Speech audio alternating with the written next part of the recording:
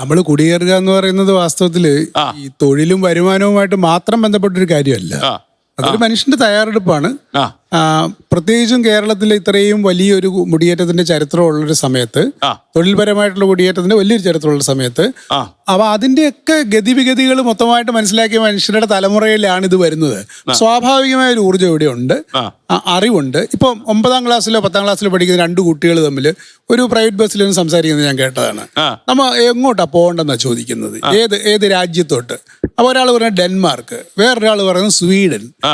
ഈ എങ്ങനെയാണ് ഈ ഒരു കാര്യം വരുന്നത്? അവരത് അന്വേഷിക്കുന്നുണ്ട്, അവരെന്തൊക്കെയോ അതിനകത്ത് ഗവേഷണം നടത്തിക്കൊണ്ടിരിക്കുകയാണ്, അവരതിന് തയ്യാറാവുകയാണ്.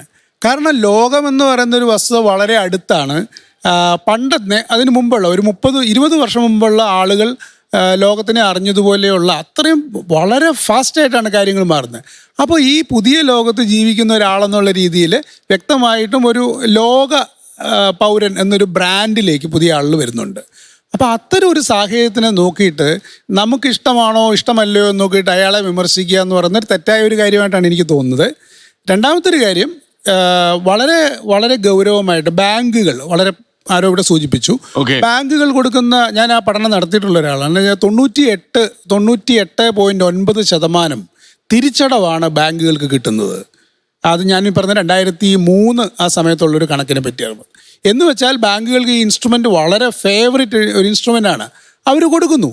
അതുപോലെ തന്നെ അതിൻ്റെ ഏത് രീതിയിലാണ് നല്ല വിദ്യാഭ്യാസം അല്ലെങ്കിൽ തൊഴിൽ തരുന്ന വിദ്യാഭ്യാസം, ആ ജീവിക്കാനുള്ളൊരു തത്രപ്പാടും ലോകത്തിനെ അറിയാനുള്ളൊരു കാഴ്ചയും പുരോഗതിയിലേക്കുള്ള ഒരു മാറ്റം അനുസരിച്ചാണ് ഇയാൾ പോകുന്നത്. ചിലപ്പോൾ അയാൾ പരാജയപ്പെടും. അപ്പോൾ അങ്ങനെയാണെങ്കിൽ ഇത് ഈ പറയുന്ന മുഴുവൻ എക്കണോമിക് പ്രോജക്റ്റും പോവും.